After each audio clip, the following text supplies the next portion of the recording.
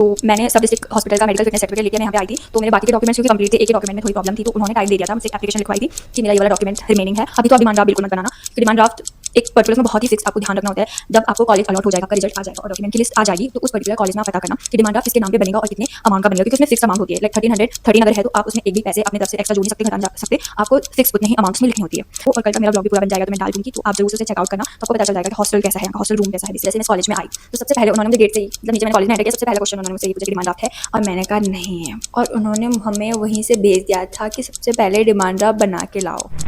Hello everyone, welcome back to my YouTube channel. तो आज की वीडियो में हम बात करने वाले हैं उत्तराखंड बीएससी नर्सिंग में एडमिशन लेने के लिए कौन कौन से डॉक्यूमेंट चाहिए होते हैं और कौन कौन से डॉक्यूमेंट्स चाहिए, कितनी उनकी कॉपीज़ चाहिए और कौन सा डॉक्यूमेंट कहाँ से बनेगा, ये सब हम डिस्कस करने वाले हैं। और मैं आपको ये भी बताने वाली हूँ कि वो कौन कौन से डॉक्यूमेंट्स थे जो मैं बना के नहीं गई थी और जिनकी वजह से मेरा थोड़ा टाइम वेस्ट हुआ था। सो चलिए शुरू करते हैं।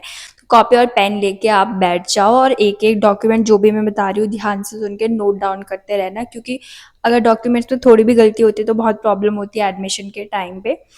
तो सबसे पहले जैसे आपकी काउंसलिंग कंप्लीट होती है, आपकी काउंसलिंग का रिजल्ट आता है, तो उसके विद इन 4-5 डेज़ में आपको एडमिशन कराना होता है, और इसलिए आपको सारे डॉक्यूमेंट्स जल्दी से जल्दी रेडी करके रखने होंगे। बस कुछ डॉक्यूमेंट्स ऐसे होते हैं जो आपके कॉलेज के बेस पे होते हैं, जैसे सीट अलॉटमेंट लेटर तो रिजल्ट के बाद मिलेगा, और जो आपको एंटी रैगिंग बनाना है वो आपको कॉलेज के नाम पे बनाना है, डिमांड ड्राफ्ट आपको कॉलेज के नाम पे बनाना है। बट इसके अलावा जो भी आपके सर्टिफिकेट्स हैं उनको सबको आप रेडी करके अपने पास अभी से रखना होगा आपको, जिससे बाद में कोई प्रॉब्लम ना आए। एंड ऑल्सो आजकल बरसात का टाइम है, तो आप कोशिश करना कि जैसे ही आपका रिजल्ट आ जाए, आपको कोई कॉलेज अलॉट हो जाए, तो उसके 1-2 दिन बाद ही आप चले जाओ एडमिशन कराने के लिए, क्योंकि अगर आपकी डेट निकल जाती है एडमिशन की तो फिर आपकी सीट तो वैसे भी वेस्ट हो जाएगी। इसलिए आपको कोशिश करना है कि जैसे ही आपका रिजल्ट आए, आपको कॉलेज अलॉट हो और आप अपना एडमिशन कराने चले जाओ। उसके लिए ज़रूरी है कि आपके पास सारे डॉक्यूमेंट सही से होने चाहिए। तो आप कॉपी और पेन साथ में लेके बैठो और जो जो मैं बता रही हूँ एक एक डॉक्यूमेंट्स को नोट डाउन करते रहना, जैसे जैसे मैं बताते जाती हूँ। तो सबसे पहले आपको चाहिए होगा seat allotment letter. Please ignore the background noise. आज हमारी शिफ्टिंग हुई है जूनियर्स, क्योंकि इस वाले हॉस्टल में मतलब फर्स्ट फ्लोर पे आएंगे, तो पहले हम फर्स्ट फ्लोर पे रहते थे और अब हम ऊपर सेकंड फ्लोर पे शिफ्ट होने जा रहे हैं। तो शिफ्टिंग की थोड़ी बहुत शिफ्ट करे लोग सामान, तो उसकी आवाज़ आ रही है बैकग्राउंड में, तो ठीक है।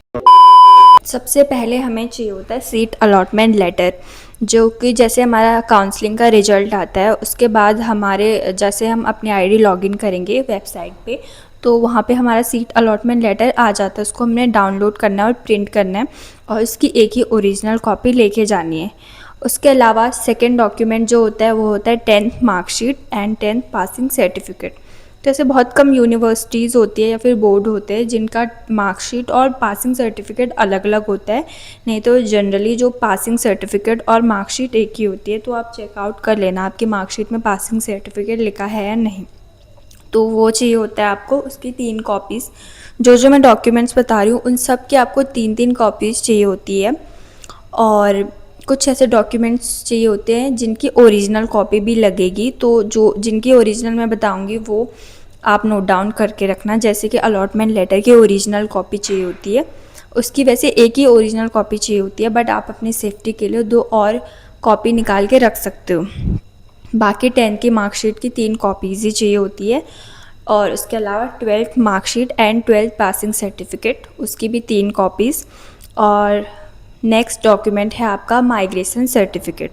तो माइग्रेशन सर्टिफिकेट आपका स्कूल से मिल जाएगा, जो आपके टीसी के साथ मिलता है, तो उसका एक ओरिजिनल चाहिए होता है आपको और 2 कॉपीज़। उसके अलावा कैरेक्टर सर्टिफिकेट जो सीसीबी जिसको हम कहते हैं। और अगेन जिन्होंने कॉलेज ज्वाइन किया था उनको मैं ये कहना चाहूँगी कि आप अपने कॉलेज जाओ और अपने कॉलेज से डॉक्यूमेंट्स लेके आओ, और कुछ कॉलेजेस ऐसे होते हैं जो अलाउ नहीं करते हैं बीच में से डॉक्यूमेंट्स ले जाने के लिए, तो आप अपना स्कूल वाला टीसी सीसी लेके आना। और उसके अलावा चाहिए होता है आपको टीसी चाहिए होता है, ट्रांसफ़र सर्टिफिकेट, और डोमिसाइल सर्टिफिकेट चाहिए होता है आपको। और जो सीसी होता है उसकी भी एक ओरिजिनल चाहिए होती है। टीसी सीसी दोनों की आपको एक ओरिजिनल और 2 कॉपीज़ चाहिए होंगी। डोमिसाइल सर्टिफिकेट की 3 कॉपी और फिर मेडिकल सर्टिफिकेट होता है नेक्स्ट डॉक्यूमेंट। तो वो प्लीज़ आप जो वो होता है मेडिकल फिटनेस सर्टिफिकेट होता है उसको डिस्ट्रिक्ट हॉस्पिटल या किसी गवर्नमेंट हॉस्पिटल से बना के ही लाना। उसके अलावा आप सब डिस्ट्रिक्ट का भी लेके जाओगे तो वो रिजेक्ट हो जाएगा। तो मैंने सब डिस्ट्रिक्ट हॉस्पिटल का मेडिकल फ़िटनेस सर्टिफिकेट लेके मैं यहाँ पे आई थी। तो मेरे बाकी के डॉक्यूमेंट्स क्योंकि कंप्लीट थे, एक ही डॉक्यूमेंट में थोड़ी प्रॉब्लम थी तो उन्होंने टाइम दे दिया था। मुझसे एक एप्लीकेशन लिखवाई थी कि मेरा ये वाला डॉक्यूमेंट रिमेनिंग है और जब मैं वापस मतलब यहाँ पे आऊँगी उस पर तो उन्होंने विदिन 10 to 15 डेज़ लिखाया था। बट जब हम बाद में गए थे मतलब जब हम प्रॉपर शिफ्ट होने हॉस्टल में गए थे, जब से क्लासेस स्टार्ट हुई थी तब मैं अपना वापस से अपना डिस्ट्रिक्ट हॉस्पिटल वाला मेडिकल फ़िटनेस सर्टिफिकेट लेके गई थी। तो ये वाली प्रॉब्लम ना हो इसलिए आप पहले से ही कोशिश क्या करना, आप बनाना ही डिस्ट्रिक्ट हॉस्पिटल से ही बनवाना मेडिकल फ़िटनेस सर्टिफिकेट। उसके अलावा आपको चाहिए होता है और मेडिकल सर्टिफिकेट भी आपको ओरिजिनल ही चाहिए होता है। इसके अलावा नेक्स्ट डॉक्यूमेंट आपको चाहिए होता है कास्ट सर्टिफिकेट। जो भी SC ST मतलब जो भी कैटेगरी वाले स्टूडेंट्स हैं उनके लिए EWS सर्टिफिकेट भी चाहिए होता है। तो जिनकी भी जनरल कैटेगरी है उनको कोई ऐसा कास्ट सर्टिफिकेट नहीं चाहिए होता है। और उसके अलावा जिनकी सब कैटेगरी है लाइक फ्रीडम फाइटर DPW वो सब कैटेगरी सर्टिफिकेट भी आपको लेके जाना है। और फिर नेक्स्ट डॉक्यूमेंट होता है आपका anti ragging certificate and gap certificate. तो एंटी रैगिंग के रिगार्डिंग बहुत सारे लोगों को डाउट था कहाँ से बनाना है क्या बनाना है। तो इसका एक फॉर्मेट होता है जो मैंने अपनी कम्युनिटी पोस्ट पे डाल रखा है। उसमें आपको डिटेल्स भरनी होती है, अपनी personal details, parents detail and college detail and then आप उसको निकलवा सकते हो। और आपको तहसील में जाना पड़ता है और वहाँ से एफिडेविट बनाना पड़ता है उसका। तो 150 से 250 रुपये वहाँ पे आपको देने पड़ते हैं और आपका बन जाता है। और जिन भी स्टूडेंट्स का बीच में ड्रॉप रहता है उनको गैप सर्टिफिकेट बनाना होता है। तो गैप सर्टिफिकेट के लिए भी सेम आपको जस्ट उनको उसका कुछ फॉर्मेट नहीं होता, आपको उनको बताना होता है कि जिस ईयर में मतलब जिस ईयर में आपका गैप था उसमें आपने क्या क्या कॉलेज किया या फिर आपने कोचिंग ली कहीं से, ड्रॉप ईयर था। तो ये सब आपको उनको बताना होता है और वो बन जाता है। और एंटी रैगिंग का जो भी लोग पूछ रहे थे, पहले आप अपना जैसे आपका रिजल्ट आ जाएगा काउंसलिंग का, आपको कौन सा कॉलेज अलॉट हुआ है तो उसकी जो कॉलेज डिटेल्स होती है आपको गूगल पे भी मिल जाएगी, आप उनको फिल कर देना। और बाय एनी चांस आपको कुछ डिटेल्स नहीं मिलती हैं और आप उनको एज इट इज़ फिल नहीं भी करते हो, स्टिल आपका वो फॉर्म का फॉर्मेट आ जाएगा क्योंकि उस पर कुछ मेंशन नहीं होती है बहुत ज़्यादा कॉलेज की डिटेल्स, उस पर जस्ट कुछ जनरल चीज़ें भी मेंशन होती है। तो वो आपका हो जाएगा। बाकी चाहिए होती है आपको फ़ोटोग्राफ्स 10 to 15। तो ये सुन के ऐसा लगता है कि 10-15 का क्या ही करेंगे, 4-5 ही लगती होंगी। मैंने भी सोचा था बट आपके बहुत काम आती है, आपको लिखा हुआ है तो 10 से 15 तो आप 15 तो निकाल के ले ही जाना। क्योंकि एडमिशन के टाइम पे भले ही 4-5 ही काम आएँ बट बाद में आपके कुछ फॉर्म जब आप हॉस्टल में रहने लगते हो आपके कुछ फॉर्म फिलिंग वगैरह होते हैं बीच-बीच में। आपके आई कार्ड के लिए चाहिए होती है, कभी किसी चीज़ के लिए चाहिए होती है, तो आपकी ही जो फ़ाइल आप लेके जाते हो वहाँ पे आपकी सेपरेट एक फ़ाइल बनती है जो कोबरा फाइल भी चाहिए होती है, उसके अंदर ही आप डॉक्यूमेंट्स लेके जाते हो। तो उसी के अंदर आपके सारे डॉक्यूमेंट्स के साथ आपकी फ़ोटोज़ रखी होती है। तो जब भी कोई फॉर्म फिल करना होता है तो वहीं से आपके फ़ोटो निकाल के लगा देते हैं। तो बार बार आपको वो सब दोबारा से फ़ोटोज़ वगैरह लाने की झंझट ख़त्म हो जाती है। तो एक ही बार में कम से कम 15 कॉपी निकाल लेना। और जो फाइनल डॉक्यूमेंट आपको चाहिए होता है वो होता है डिमांड ड्राफ्ट। तो इसके रिगार्डिंग भी लोगों को डाउट होता है डिमांड ड्राफ्ट क्या होता है, ये कैसे बनता है, किसके नाम पे बनता है। तो सबसे पहले अभी तो आप डिमांड ड्राफ्ट बिल्कुल मत बनाना क्योंकि डिमांड ड्राफ्ट एक पर्टिकुलर उसमें बहुत ही फिक्स्ड आपको ध्यान रखना होता है। जब आपको कॉलेज अलॉट हो जाएगा, आपका रिजल्ट आ जाएगा और डॉक्यूमेंट की लिस्ट आ जाएगी तो उस पर्टिकुलर कॉलेज में आप पता करना कि डिमांड ड्राफ्ट किसके नाम पे बनेगा और कितने अमाउंट का बनेगा क्योंकि उसमें फिक्स्ड अमाउंट होती है। लाइक 13 अगर है तो आप उसमें एक भी पैसे अपने तरफ से एक्स्ट्रा जोड़ नहीं सकते, घटा नहीं जा सकते। आपको फिक्स उतने ही अमाउंट उसमें लिखनी होती है। तो डिमांड ड्राफ्ट 2 टाइप के बनते हैं, एक होता है हॉस्टलर के लिए अलग बनता है, और क्योंकि ऑब्वियसली उसमें थोड़ा एडिशनल होता है कुछ अमाउंट, और जो नॉन हॉस्टलर होते हैं उनके लिए अलग अमाउंट का डिमांड ड्राफ्ट बनता है।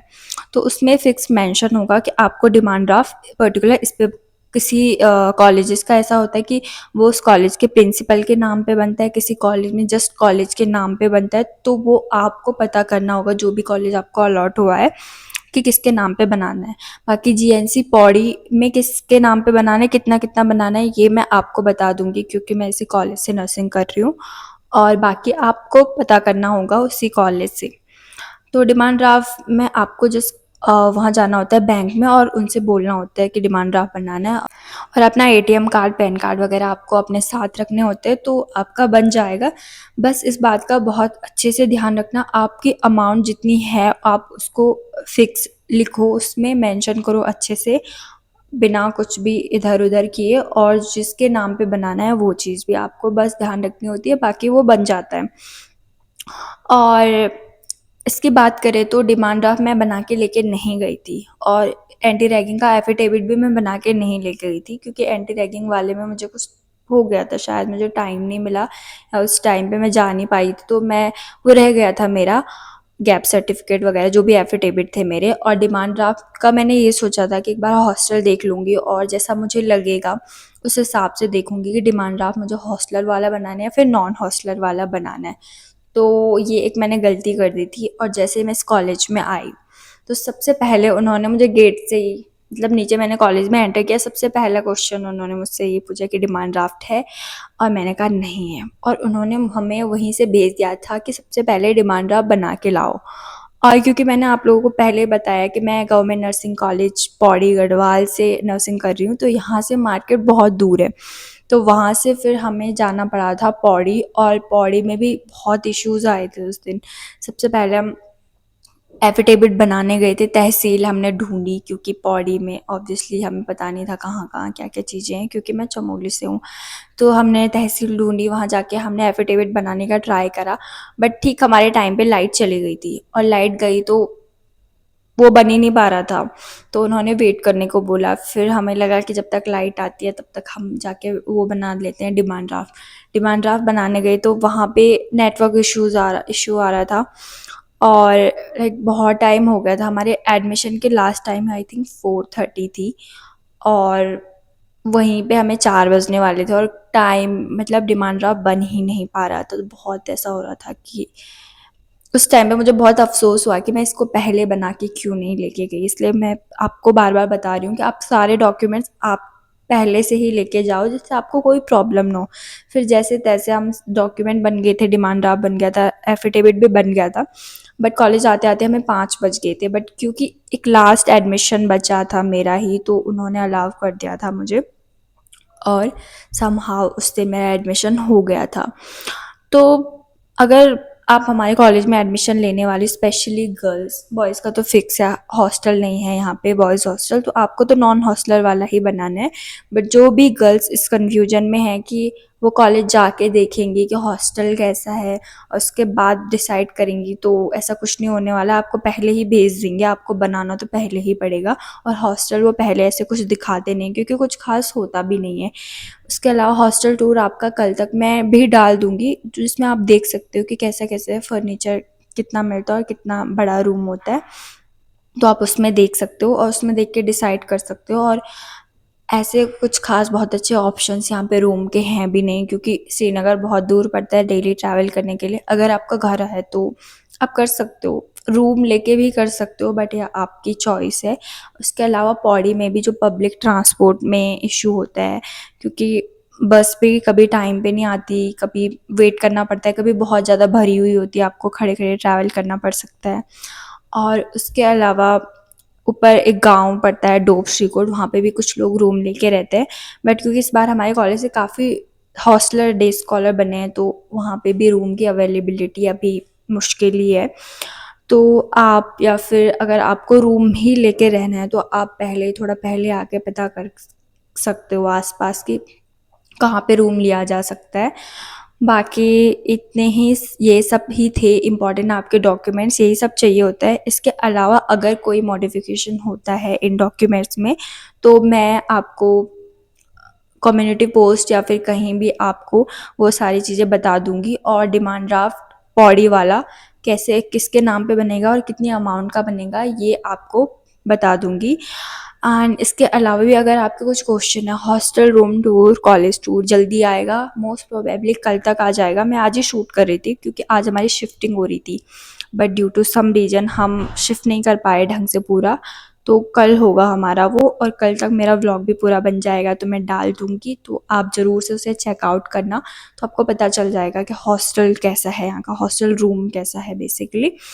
And that was about it. If you like my video please do subscribe my channel क्योंकि आपको सारी की सारी notification, counselling, result, admission fees सब कुछ इसी चैनल पे मिल जाएगा। सो सब्सक्राइब कर लो and I will see you in the next one. Bye.